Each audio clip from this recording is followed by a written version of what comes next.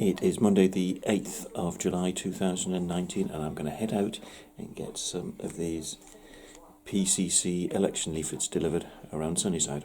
Right, I'm now back from delivering 260 leaflets. That's 2 patches that I did this morning. So just had lunch and got changed so I can go into my scruffy clothes so I can go and feed my goats. But this is what I was delivering.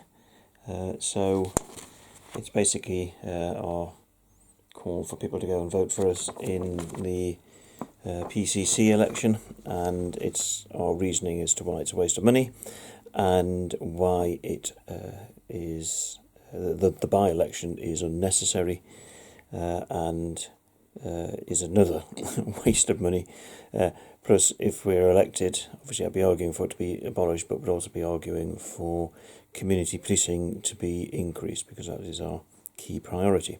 So I'm going to go out a bit later this afternoon to finish the Sunnyside patches that I've got to do, plus Marley Hill, and then later tonight I'll be off to a meeting at the Baltic Art Gallery. Well, it's 26 in the evening and I've just arrived at the Civic Centre parking here, and I'm going to walk down to the Baltic the Art Gallery where we are having well, it's an invitation for all councillors to come along and have a look at the gallery and be kept in touch with the work that it does. And no doubt there will be reminders about the need for financially supporting the work of the gallery, although in this day and age that is becoming increasingly difficult to do.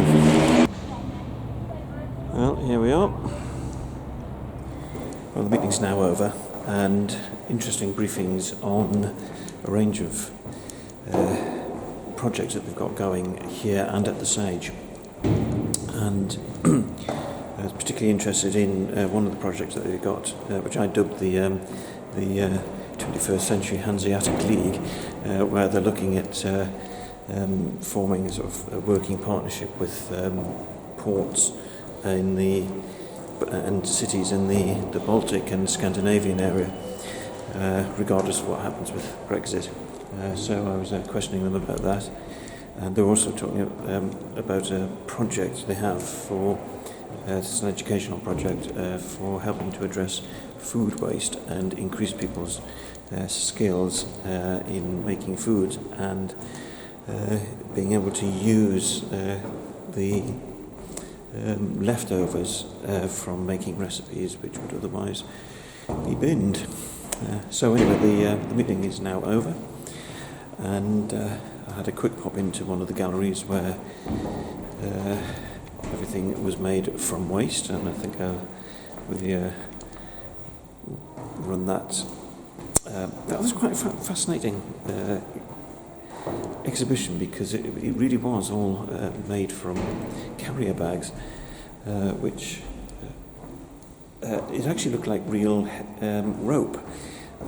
So given that all these carrier bags tend to nowadays end up in the dumped into the environment, then it was an interesting use for something that which would otherwise be polluting us all. All the works in this gallery have been made from waste, basically carrier bags that so often end up dumped into the environment.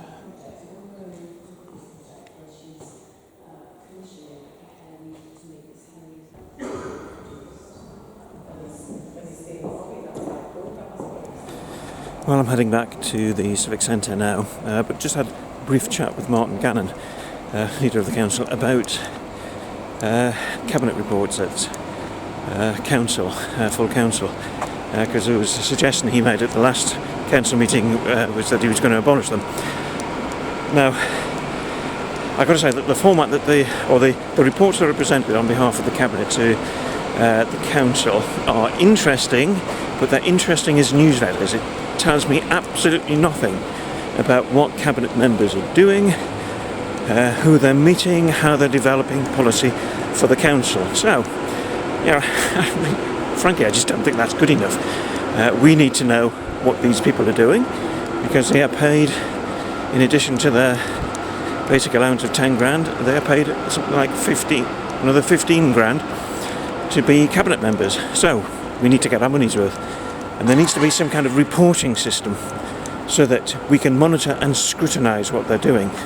And my fear is that, well, two fears. One is a current one, which is we actually find it very difficult to scrutinise what they're doing because they're not reporting what they're doing.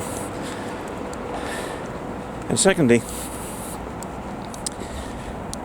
we do actually need, this is quite closely linked with the first point, we do actually need to have a proper robust system in which cabinet members actually perform, do their work, and it's reported back to us as members. And at the minute we just don't get that, and that's not satisfactory, and I want it changed.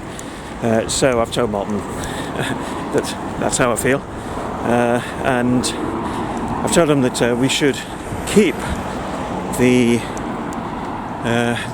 newsletter type cabinet report that we get at the moment, but it's produced as a briefing and it's not part of the cabinet of the council agenda. We just be sent it because it is actually quite useful material in there to find out what's happening in Gateshead.